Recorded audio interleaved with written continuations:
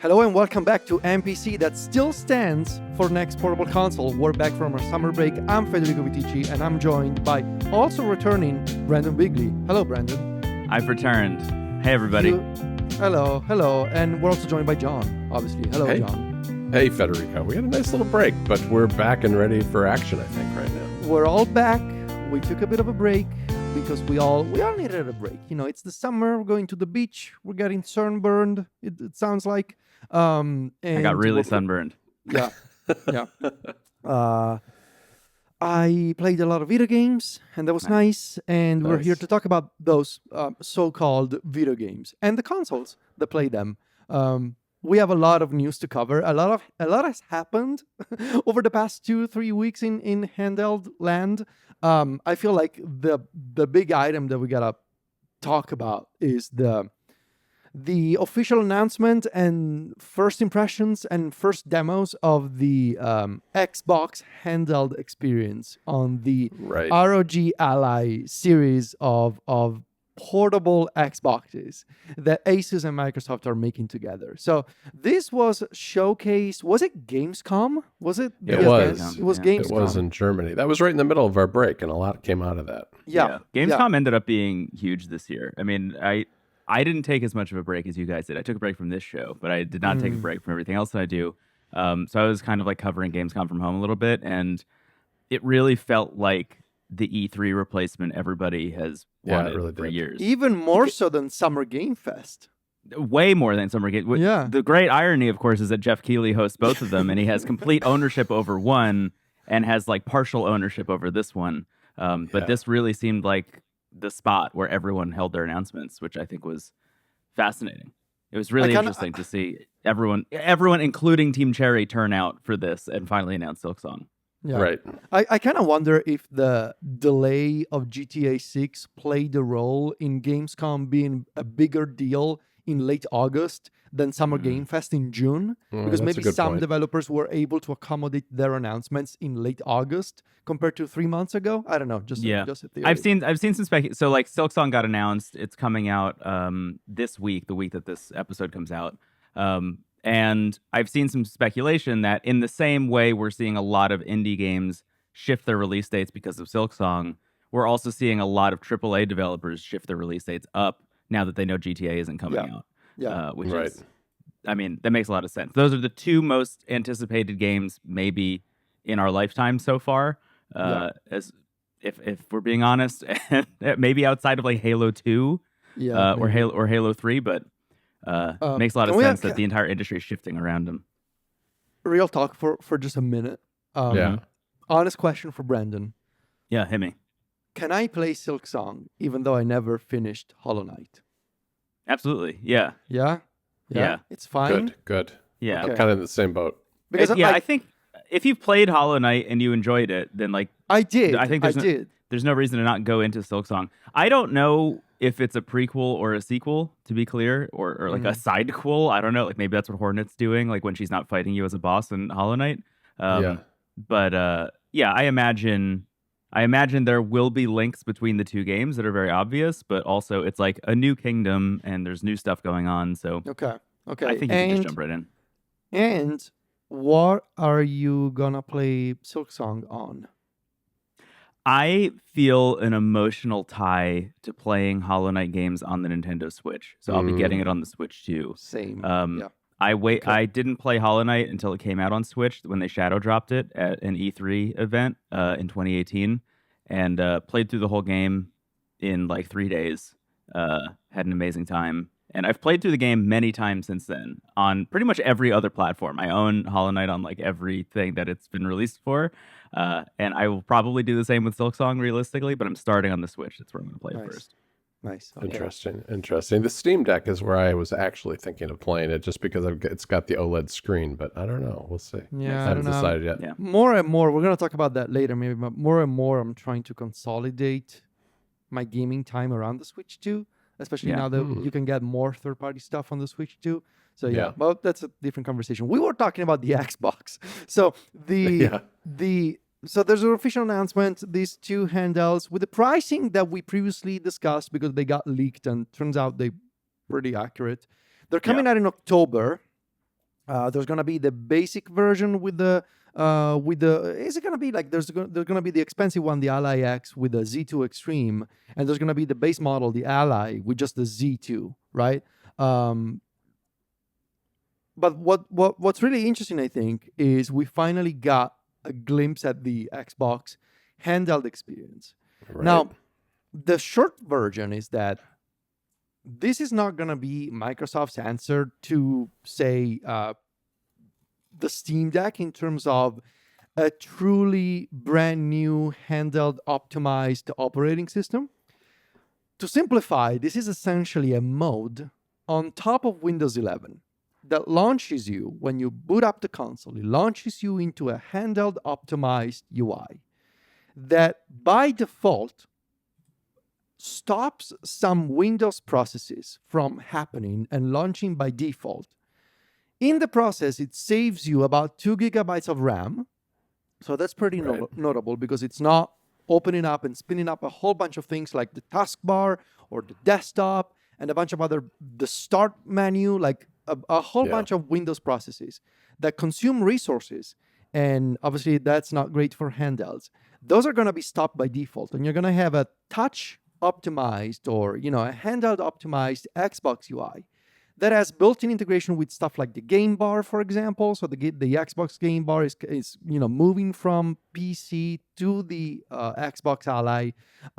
You're gonna have like this integration with additional storefronts. So in theory, you will be able to get all of your Xbox games in addition to the games that the system will find from other places on your handheld. If you want to, you will be able, and you will have to at some point. Switch back from the handheld UI back to the regular Windows 11 UI to do things like, I don't know, you want to download the web browser or you need to authenticate with some website that is not compatible. Or get one of the other stores like the Epic Game Store or Steam. Yeah. This reminds me so much of what Microsoft did many years ago. Do you guys remember the Metro UI? There was this skin on top of Windows. But then at some point, you just had to back out of Metro and go back to regular Windows because there was something that you had to do for legacy purposes, for compatibility purposes, that was not brought over to the new UI. And to top it all off, like it seems like Microsoft is doing as much as they can to optimize Windows 11 for this specific mode and pausing some processing, pausing some background tasks that usually happen on Windows 11, but under the hood, it's still Windows 11, even if you save 2 gigabytes of RAM, which means they don't really have instant sleep and resume like the Switch 2 or the Steam Deck, which from my perspective is like, has to be in the modern handheld scene. It's almost like a default feature to have. Yes. Yeah, right? It's total table stakes. I think the other thing worth mentioning too that's kind of disappointing is if you do drop back into Windows 11 to do something, that 2 gigabytes gets consumed and you have to reboot the device to save it again. Yeah. So if you back out and you go back to Windows 11, but you want to go back to the Xbox touch-friendly UI, you got to reboot your system, which means obviously that you cannot, like, you got to save your game if you're playing something. Yeah, I think you can get back to the touch-friendly UI. It's just that the resources will have been consumed. So if you really want those resources for whatever game you're playing, you are going to have to reboot. The last console I know that worked that way was, I think, the Nintendo DS. If you went into the settings and changed any settings, the whole thing would need to restart. Had to reboot. Yeah, and that was 20 years ago, 21 years ago, actually. I don't want to be too cruel to the people at Microsoft who I'm sure got this out the door as quickly as possible because of edicts rained down upon them by people 18 levels above them. The feeling I have watching this is like, this is a half measure. This is a thing that they could get out the door by the end of the year. Stepping stone, like literally just to appease shareholders and again, like the people at the top of the brand, which I agree. Like John, I think you're right. It's a stepping stone. That's a good way of putting it. It's not the final form, quote unquote. It's not the perfect sell of this thing, but maybe eventually. But still, like they promised that they would get it out the door this year. They did. It is probably good enough but it is missing, I think, the one key feature that everybody wants, as you're talking about, Federico, which is sleep and resume. Like that, Yeah. when I see all the arguments online about why people would go to Bazzite over Windows, that's the number one reason. That's the number one reason my ROG Ally X still has Bazzite on it as the default that it boots into when I press the button, is sleep and resume. Yeah, no, absolutely. And I mean, it's from my perspective at this point, as someone who has like a proper gaming PC and then a whole bunch of handhelds, like from a handheld, that's table stakes for me. Like I need to have sleep and resume. It's why I flashed SteamOS on my Legion Go. Like I am so done with Windows handhelds that operate like Windows computers. I think it's funny that because it's Windows, they're taking advantage of all the things that Windows offers at the very least. So if you go to the ROG Xbox website, they're showcasing the ability to use an eGPU with the with the Xbox. It's the new ASUS XG Mobile, which is based on USB 4 and Thunderbolt 4. So at the very least, you can do that because it's Windows. So I think it's kind of funny that you will be able to have an Xbox optimized UI, but also plug into an eGPU. Now that I'm saying this, though, I wonder, because they're not saying anything on the website. I wouldn't be surprised if you actually want to use the eGPU, you got to exit the touch UI. Yeah. I would put money on the table. Because of the drivers. Yeah, for sure. I don't think they're going to have an eGPU. Like, I mean, they're getting this out the door, like Brendon said, like just in time before the end of the year. I would be shocked if they actually built eGPU support into the handheld experience. But hey, it's Windows. So I think reading some of Tom Warren's stuff over at The Verge, it appears they haven't really totally worked out all of the Windows type stuff either, like notifications. You know, I think notifications are another place where your gaming could be interrupted by Windows notifications, which isn't ideal. And Copilot's never turning off. Yeah. Oh yeah, for sure. There's no world in which, like in their streamlined version of Windows, there's not an AI sitting in the background being like, "Can I help you finish this level in Doom?" Right. They have Copilot for Xbox, so you know, whatever the So these are coming out in October, so in a couple of months. So we'll see. I don't have any particular interest in getting one, honestly. No, I don't either. I am still, like I mentioned this months ago, if I end up purchasing a Windows-based handheld this year, it's going to be the Legion Go 2, and only if I can flash SteamOS on it. So we'll see. We don't have any details about the Legion Go 2 still. It's getting kind of late in the year, so we'll see. Yeah. I really thought it was going to be end of year, but I mean, increasingly, it seems like it might not be. Unless, hey, there could be a short turnaround. I think with the Xbox Ally, first of all, it's not different enough from the one I'm already using to make me want to pick it up, outside of the fact that it's more ergonomic, and everybody who's gotten their hands on it seems to be pretty stoked with the ergonomics of it. Like the controller feel seems to be really good, but also like I'm not buying or supporting Xbox while the boycott's happening, and when ASUS eventually releases an ROG Ally 2 that doesn't have an Xbox branding on it, I'll probably be the first in line for that, realistically. Right. Yeah. But this, I mean, going back to the half measure of it all, like the whole thing kind of feels like a half measure in a way, right? Because even at the highest level, Xbox wants to make a handheld, but they're, kind of dipping their toes in the water instead of just going and doing it. So they're having ASUS do it for them instead. We know that they have one in the works. This is not it. So like, it's all just like, hey, we know you're excited about this thing that we are hypothetically releasing that everybody is telling you via rumors and leaks we're going to release, but here's the thing you can buy now just in case you like can't wait for that to happen. And that goes down to the software and even the chipset and stuff. It's bizarre. It's a bizarre thing, but I think the people who get them will probably be pretty happy with them. Yeah. All right, moving on from that, just a quick note in case you're one of the folks who pre-ordered the Analogue 3D, that would be the analog take on the Nintendo 64. It was supposed to come out kind of now, between August and September. It has been delayed once again to Q4 of 2025. And, the Analogue has a blog post citing some rare issues. This console, they say it's 99% done, but they need to get all the details right. So it seems like this final 1% is what's taking them forever. They published this announcement a few weeks ago. They're saying if you are upset about it, you can cancel your pre-order. At this point, if you really wanted this console, don't cancel your pre-order. I mean, it's gonna, Yeah. judging from I mean, look, from Analogue's, history, like they do always put out some excellent products, kind of pricey, but you pay for the quality. And manufacturing this stuff is hard. And I kind of feel for those guys because every single time, like it's sort of becoming like a running joke in the community at this point. Oh, I bet how many times it's gonna be delayed. It's kind of like the Silk Song of consoles at this point. Yeah. But I mean, it's gonna come out eventually. I don't think they're because I see some people upset sometimes, like, oh, I'm gonna cancel. Like, I don't think they're out there scamming people at all. It's just hard to make this stuff. So it'll come out eventually. Their stuff has always been really, really high quality, and it also has always been really, really delayed. So I don't think that anybody who ordered this should have been really particularly surprised about the delays because, the Pocket, for instance, the Analog Pocket, I think had about a year delay before it came out.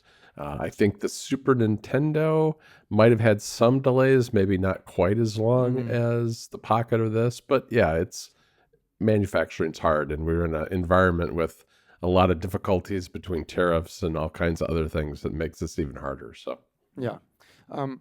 I want to talk about a rumor about the Nintendo Switch 2, and while we're talking about that, I also kind of want to rope in some follow-up thoughts about the Nintendo Switch 2 after our summer break.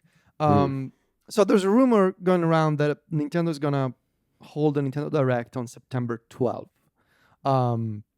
And I kind of wanted to vibe check with you guys how you feel about this and what we think may be announced. So obviously, there's rumors going around that because September 13 is the 40th, anniversary of Super Mario, that there may be something Mario related. Obviously, a 3D Mario game has been missing for 8 years on Nintendo. I mean, unless you count in Bowser's Fury. On the Nintendo Switch, but like a proper mainline 3D Mario game. The last one was Odyssey in 2017. Now we know that is the team that made Bonanza as well. That is the team that made Bonanza, so everybody's kind of wondering, hey, what's happening to 3D Mario games? But at the same time, we also know, and Nintendo has said multiple times, no, Metroid Prime 4 is coming out in 2025, so maybe this could be the direct for more Metroid Prime 4 news. How do we feel about sort of Nintendo having to present the holiday lineup for the Switch 2? I feel pretty good about it. I think that's exactly what they're doing. They're going to set things up to juice the numbers for the holiday season, to get people excited about buying a Switch 2. Because if there's been any narrative so far, it's been that the game lineup has been a little thin. That's kind of faded now that, Donkey Kong Bonanza is out. But they do need more games, and they need more big hit third-party games. I think they're getting there. There are a lot of indie games coming out now, which is great. And I think with a direct, they can showcase one or two tentpole games, first-party stuff, along with a handful of other really anticipated third-party games, which I think will help them a lot for the holiday season. Let me preface this. I like my Switch 2 a lot. I'm enjoying playing it. I'm glad I bought one. From a purely looking at the business and the industry perspective, I'm watching a scenario where I think Nintendo is going to have a pretty rough holiday season. Okay. I think that the Switch 2 is very pricey. It obviously sold very well out the gate to Nintendo fans and people who, they bought a lot of goodwill with the Switch 1 because it's an amazing thing. A lot of people bought it. Out the gate, it's the fastest selling console of all time at launch, around 6 million units estimated at this point. But every game that is coming out between now and the end of the year that is a first-party Nintendo published game is also coming out on the Switch 1. We saw a lot of interviews out of Gamescom as well with developers saying that they have not been able to get dev kits from Nintendo, and that Nintendo has been telling them Nintendo's been telling them to make games for the Switch 1 instead of the Switch 2. Like, there's no reason to target Switch 2 hardware. And my major feeling about it is and sorry for repeating myself if you listen to Wavelengths, because it was a big chunk of the most recent episode. But my big feeling about it is every single day they go without providing dev kits to developers trying to make games for the Switch 2 is another day in the future where they are relying on the Switch 2 as the bedrock of their business, and they don't have exclusive hardware for that thing. And I think between the fact that every game that we're excited about, Metroid Prime 4, Pokemon Legends ZA, whatever else, probably whatever the new Mario thing is going to be, they're going to be coming out on both platforms. It's very similar to what happened with both the Xbox Series X and S and the PlayStation 5, where they were coming out on both platforms. And there was a large question of like, why would I upgrade? If I can get this game on this thing, then why would I upgrade? And I think it's important to note that the answer can sometimes just be one game. Like, they just need one game to be Switch 2 exclusive to make it work, right? Like, if they release a new Animal Crossing and it's Switch 2 exclusive, that's the ball game, baby. Like, the Switch 2 sells like hotcakes and everybody's in on it. But right now, in terms of the first year of the Switch 2, Donkey Kong Bonanza and Mario Kart World are like the first party Switch 2 exclusive games, and everything else that I'm looking forward to is going to be released on both. So I personally wouldn't even recommend people upgrade yet until there's something else in the hopper that they're like really, really stoked about and know they want to buy and drop that much money on. Yeah, it's almost like it's an interesting problem that they have, because it's almost like the sunk cost of having a massively successful console. Like, can you really just ignore it to the point of saying, no, we're just gonna go all in on the Switch 2 when you have still so many people playing on the Switch 1? Yeah. And I don't know. I guess maybe this Direct could be the answer to that question. Like, can you find a better balance between saying we're still gonna support the Switch 1 for, the next year or so, but progressively you will see us move exclusively to the Switch 2, right? Yeah. Because on the other hand, I think it would be kind of weird for them to say, well, goodbye Switch 1. Like, right, yeah, totally. No more game. We wash our hands of this. Yeah, no more. That would also be strange. That would be strange. Yeah. So, but I think we need to see the beginnings of Nintendo saying, well, we're going to move things along to this new console. I think we've seen that in the two exclusives that they have so far. Yeah. And there are a couple, third-party exclusives here and there. And it would make sense, as you're saying, for it to be like a gradient where we eventually get to Switch 2 being the thing.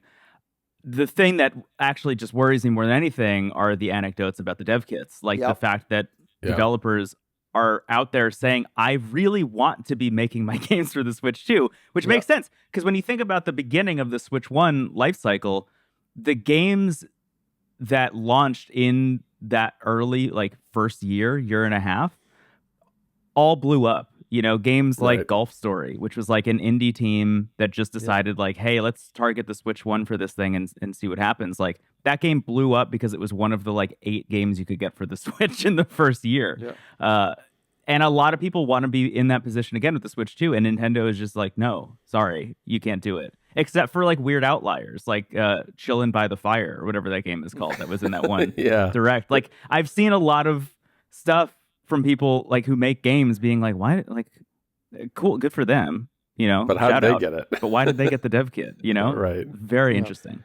Why do you think it is that the dev kits are in such short supply? That strikes me as very odd, even if you wanted to have a long transition between the Switch 1 and Switch 2. I think it's twofold. I think Federico's right on the money with one side of it, which is just like the sunk cost. Like, there are so many people with Switch 1s, it wouldn't really behoove them to just ignore it entirely or like allow people to make games for other things. It's like, hey, if you're making a Switch game, make it for both consoles, use backwards compatibility if you want people playing it on Switch 2. On the other hand, I've seen rumors that, not even rumors, just speculation, that the reason is they were very lax with dev kits for the Switch 1, and that's why we have a problem with the eShop being filled with junk. And there's like an internal feeling that if they withhold dev kits, then they can prevent the Switch 2 eShop specifically from being filled with junk. Right, right. Like Chillin' by the Fire. Yeah. While we're on the topic of Switch 1 and Switch 2, I just wanted to mention that I've been playing a lot of Switch 2 lately. Yeah. And funnily enough, the game that I've been playing the most is a Switch 1 game that received a graphical update on the Switch 2. I am finally working my way through the Pokemon DLC for Scarlet and Violet. The teal mask, it's so nice. Like, it's so good. Like, I actually think, well, okay, so I didn't hate the story campaign of Scarlet and Violet. I think it was pretty good. This one continues down that sort of emotional line. Like, I really like what they have done from a narrative perspective with these games. It's just, I barely finished Scarlet and Violet on the Switch 1 because they were horrible looking and they ran like crap, to be fair. Like, they were terrible.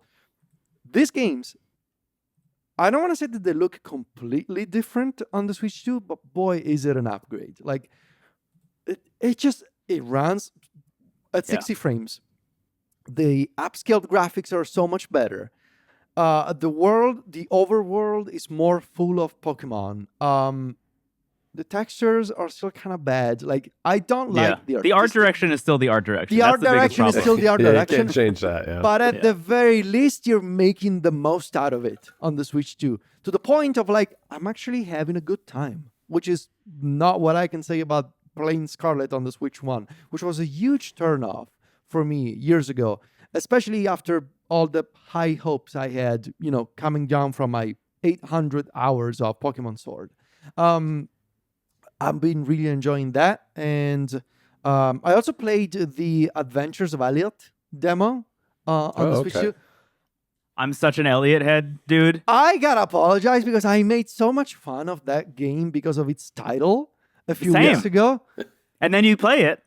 And then you play it and you realize, Square Enix is actually making a Zelda game. Dude, they're cooking, man. That game that is, like, no joke, my most anticipated game of next year. Yes, wow. I loved it. I really, really enjoyed my time with it. I was like, man, I wish it was longer. Like, I wanted to do more. Yes, same. One of my surprises for the year, for sure.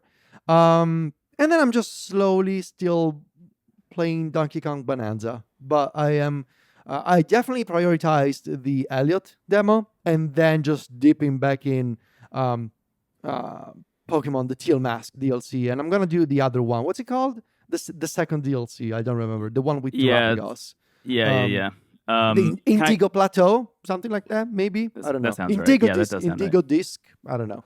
Yeah. Something Indigo, yes. Can I turn you on to something, Federico? John, I don't think this is going to be quite your speed. I think this might be a little bit too... I think it might be a little bit too anime for your taste specifically. Okay. But I do think, Federico, you're going to get really into this. Get the demo for Trails in the Sky first chapter. I literally downloaded it last night. Did you? Yeah. It's it's like 10, 15 hours long, the demo. Is it fun? So I got it on the Steam Deck because I saw that the Switch 2 version was coming out later. Is the Switch 2 demo now on the eShop or not? The Switch, it's just the Switch demo. I don't think it's a Switch 2 edition demo. Okay. But let me tell you, it is, if I'm just playing the Nintendo Switch version, it is the best looking Nintendo Switch game. Nice. Okay. Like just period. I mean, not Switch 2. We're not comparing it against Cyberpunk or anything, but if that is what the game looks like on the Switch 1, it's remarkable. And it runs beautifully. It's an incredible game. I'm completely obsessed with the demo. I think you will like it a lot, and it will make you a real sicko for that franchise. I have been meaning to get into the Trails series forever, and I know that you and Steven talk about it all the time on the Aether. I actually started a couple of years ago the Trails in the Sky on the PSP, and I don't know, it was just... I really couldn't get into it. I think in the beginning it was kind of slow, and I couldn't really get into the the very 2D graphics of it all, which is why I've been meaning to. A few months ago, I thought, well, maybe I'm gonna try till what's it called, Daybreak, the one on PlayStation. Oh yeah, the more recent trilogy. Yeah, the more recent one. But then I heard about the remake. I was like, well, you know what? I'm just gonna start with the remake. Start with the first one when it comes out. And yeah, that is on my list. As soon as I'm done, I think with the Teal Mask, I'm gonna try that one. Also because I saw that the progress will carry over to the full game. So sure does. That's great when it happens. Yeah, nice. Yes, that is not a John game, though. I agree. That is not. I don't think not, it is. There are Probably going to be a not. lot of John Probably games not. this year. Don't worry. Yeah. Yeah, I got to get into Elliot. Elliot's definitely one. I already Oh, downloaded Elliot, you the will demo, like. Elliot, You're you gonna will but I love like. have Elliot. not played it yet. Everyone's I going to have love not Elliot. played it. I Yeah. think so. Say what I you think will so. about Elliot, dear listener. You're going to be happy he's around. For sure. For sure. Shall we talk about whatever the guys at MagicX are doing? Yeah. Yeah. John, can I'm you talk obsessed. about? Can we talk about this? This I'm is just. called. I keep staring at this photo in our document, and it's. Yeah, this is something. I mean, we talked a little bit about the MagicX before. The one that I got, maybe I also got it.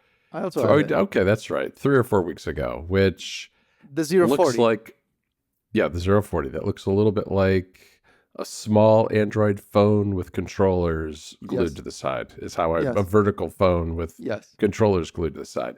This is like that, but it has 2 big round speakers tucked under the controllers. So it's like it has little ears or something, or earrings hanging from the controllers. I don't know really how to describe the shape of this thing other than it's a squished together, I guess, semi-vertical square handheld with controllers and these 2 speakers with RGB lights around the speakers, of course. And it's called the Retro DS. Mhm. It's meant for 3DS emulation, Mhm. but without 3D. Of And it course. actually has 2 screens, Yeah, these are whereas 2 the one screens. that we got, the 040, was 1 screen with kind of like a software separation between Yeah. the 2. Yeah. It's all happening, man. I mean, everything that we said at the end of last year is Yep. happening. Yeah. I'm so stoked about it. I don't know if you guys saw. I'll need to look it up. But there's that handheld that just came out that's like $70 and plays PSP upscaled to 3x. Yes. I saw Yes. that. Isn't it in our document? It No? is. It is. It's towards the bottom. The Is it Magme Air Magme. X. Yes, the Magme Air X. Yeah, all these new brands coming out of the woodwork and just like providing all the things that we want. So stoked. Yeah. Yeah, This I mean, Magic X stuff is really fun because what we're looking at too, like this is part of the Magic X2 lineup. So you guys have the 0. Yeah. Right. Hypothetically, the 1 series is coming out within the next couple of months. And then this is coming early 2026 are all of these other devices. The Magic X245, I think, is the one that's like the upgraded version of the 040 that you guys have. Right. 2 analog sticks, which I think is an interesting move. Active cooling in this one. Active cooling. So, I mean, it looks a little bit. The shape of it all is very Tiger Electronics vibe Yes. from A little bit 30 like the years ago. 2DS. A little bit like the 2DS. Yeah, but, a little bit like a I think a 2DS. little more like a Tiger thing. It does look like a weird kid's electronic thing. This is such an in the weeds reference, but it really looks like you put a shape in Photoshop and then put the stroke on it. But you had like outside stroke and you meant to have inside stroke. So it would like, Yes. curve, it would like fit the corners, but like, oh shit, I have outside on. So Yeah. it's all round and weird and bubbly. Yeah, it is a little. It's very weird.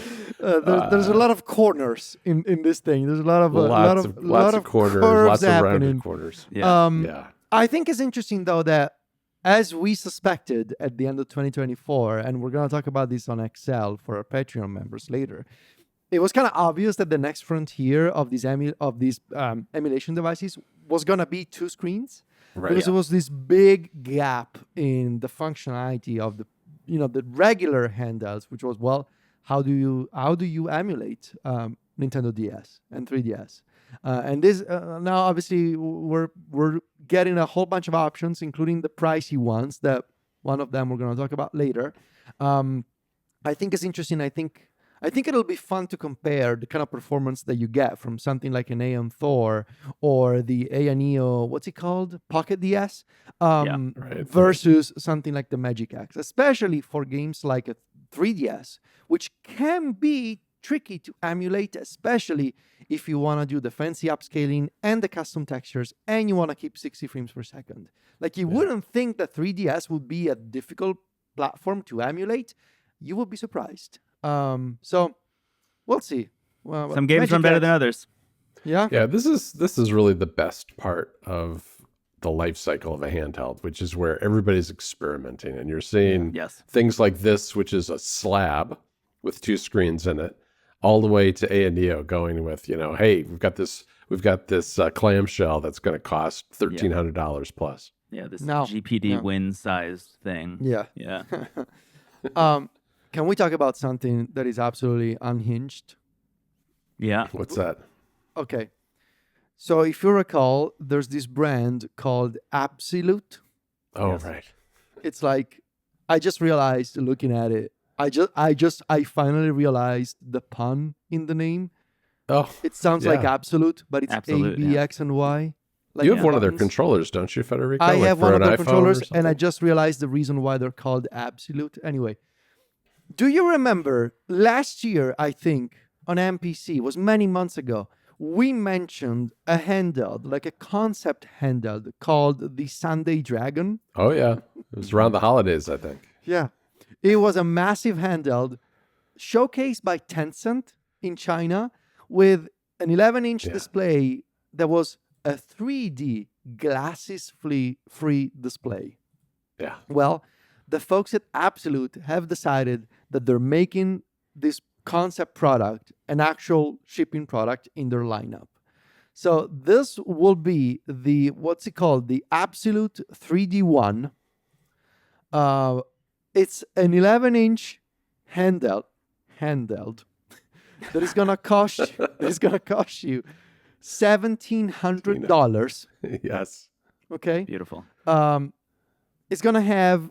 So imagine, like, to give you like a frame of reference. Imagine a giant Legion Go with a bigger display that is 3D. You don't have to wear glasses, and it's got detachable controllers, and it's so big. Absolute decided that we're gonna make a whole bunch of accessories for it, including a keyboard that you can attach to it and use it like an iPad while you detach the controllers like a Nintendo Switch. And when you do detach the controllers, they go into this attachment unit that is absolutely giant, and it it's looks like huge. you're It's like- looks like it's like you're a holding dinner an plate. iPad mini. It looks like the controller itself. When you It put it looks in like a the plate. attachment thing, it's a whole thing. It becomes a whole thing. Yeah. This is an incredible product, if only for so many reasons. 32 gigs of RAM, running Intel Lunar Lake, 50 watt-hour battery, the optional keyboard, kickstand. Like it has it all. 120 hertz display. Right.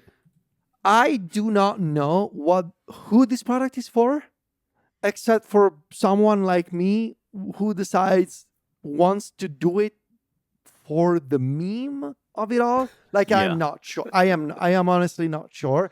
But I mean, it looks like a feat of engineering. I'll give you that. 11 inches, a 3D display, Intel Lunar Lake. The You can use it as controller, the control. the The picture controller. that we have, the picture that we have where it's connected to the keyboard and someone is using it with the controllers docked into that thing to make it like one controller. You look at it and it looks just like a laptop. Yeah. And I look at it and I think, I have a lot smaller controllers than Yes. that thing that they've assembled there. I'm not sure that that's probably the best controller in that mode, I guess. Yeah. Also, the shape of the controller is so strange. Like, it's very very weird. sloped. It's very long. It's very long and sloped. I've never at the once bottom. thought I wish my controller was longer. Also, because get this, because it's a 3D display, they have a section on their website where they're saying, Yes. See yes. your I was going to photos. bring this up. Yeah. see your photos in a new dimension. Apple depth mode. View portrait photos taken on iPhone in 3D. No Apple glasses needed. So obviously, first of all, there's no product called the Apple glasses. You don't. Yeah, that's right. And if they ever make them, Federico, you won't need them. Right. Yes. And also, like, I am not sure what Apple depth mode is.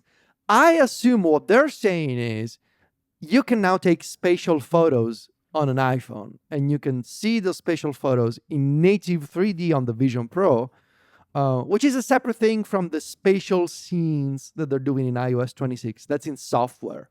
You can take a spatial photo and view the spatial photo on your Vision Pro. And I know that some third-party glass manufacturers like Xreal and maybe Rokid even, they did ship compatibility with spatial photos taken on an iPhone. So you can view those. So I assume this is what Abxylute is referring to. What's even better, however, is that on the section on the website to explain this feature called Apple Depth Mode, they're using an iPhone XS, maybe? Wow. That might just be an iPhone X. Or maybe an iPhone X that was absolutely not capable of taking spatial photos. Right. So there are so many, and also like who exactly is going to take their photos from an iPhone, somehow sync them with iCloud Photos library on Windows just to see them in native 3D on the Abxylute 3D one. Yeah. I love marketing speak on product pages like this so much. Yeah. Like some of the stuff on, like even when they say any photo, add realistic depth to your entire photo collection, including anime wallpaper, family and pet, game cinematics, travel and group photos, which are, as we all know, the four most important kinds of photos. That's life, man. Those are the Those categories are the four right there. categories of life. Baby, you better believe it. Including anime and also, wallpaper. Anime wallpaper. Also, in rediscover your favorite games in 3D, they sure are advertising that you can play Fire Emblem Awakening for the Nintendo 3DS and Super Mario Odyssey on this thing, which I'm like, maybe don't put that on your website, dudes. Yeah. Maybe not. I don't even know. Do we even know what? So this is an 11-inch device. Yeah. What do they mean when they say 15.6 inches naked eye 3D display? Wasn't it not 11? So it's 15? Yeah, I guess I am it's so 15. confused. I am so That's confused. probably one of those. Yeah. It Do they looks have like two it's versions? 15 because it's 3D or something like that.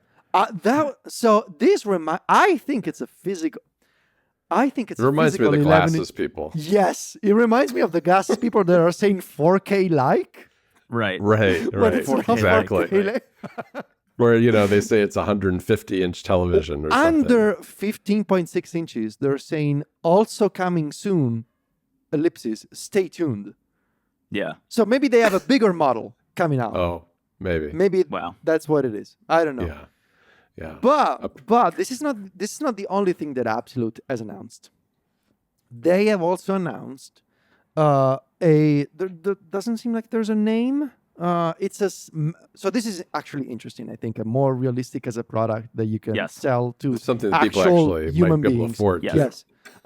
So this is a snap-on magnetic controller that you will be able to attach to the back of an iPhone or recent Android phones like the Pixel 10s that have the same sort of structural magnetic thing going on as MagSafe.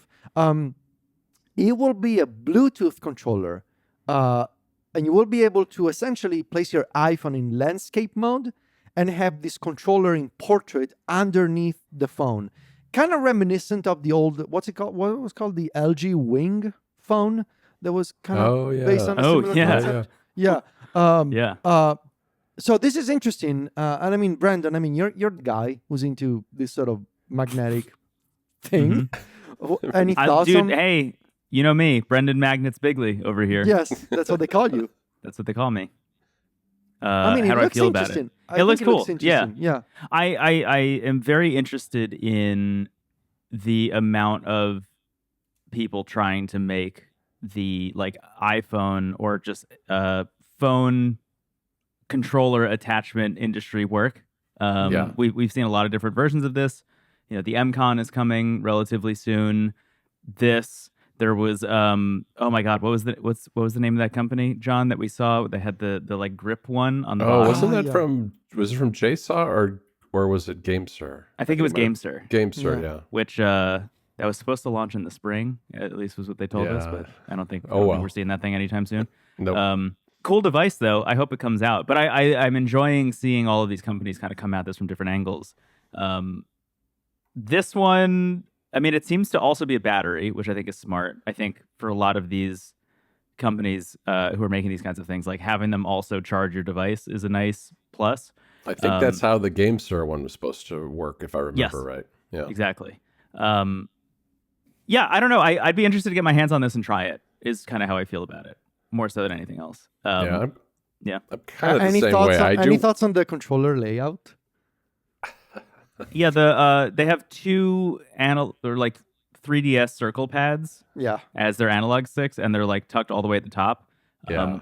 Realistically, I probably wouldn't use them like at all. Like I think if I got this thing, I would probably just be playing Game Boy stuff on Yeah, here. I think so too. Exactly. Yeah. Yeah. I do think though, just looking at this, the one thing I think the GameSir one has over this is the ability to keep playing in portrait mode.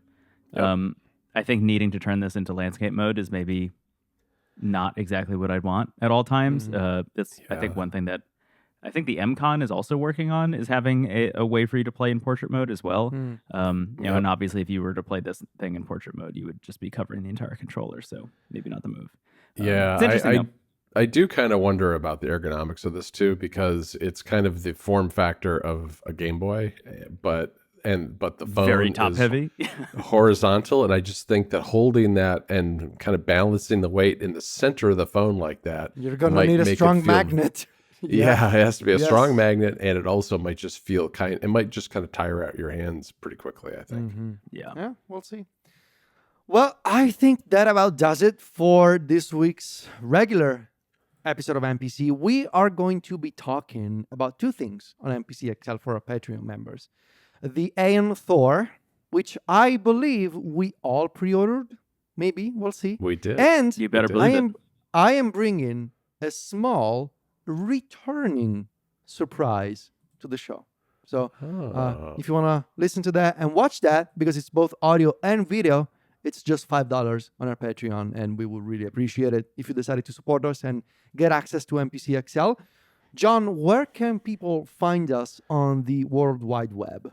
I was going to say they can find us on the internet, of course. You can find Brendon Good to know. Bigley over at wavelengths.online. He's got lots and lots of things going on over there. He's also one of the co-hosts of Into the Aether, a wonderful video game podcast. Who just put out an excellent 6-hour episode about the PSP as the debut of the new season. You should go listen to Into the Aether. And Brendon, I listened all the way to the end, and you name dropped me because of Final Fantasy Tactics. You thought you were gonna get away with it, but you're not. Sorry. No, but I get it. It's all good. I understand. Awesome. Sorry, John. Awesome. I interrupted you. Sorry. No, it's okay. People, I think, know where to find you and me. We're over at macstories.net, and all three of us are on social media. So search for us there, and you will find us. And as Federico mentioned, we also do NPC XL for our Patreon members. It's $5 a month, so go check it out. I think it's going to be a lot of fun. We're going to talk about the Aeon Thor, and of course, Federico has yet another surprise for us. So we'll be talking about that right after this mini break. Talk to everybody later. Bye, everybody. Bye.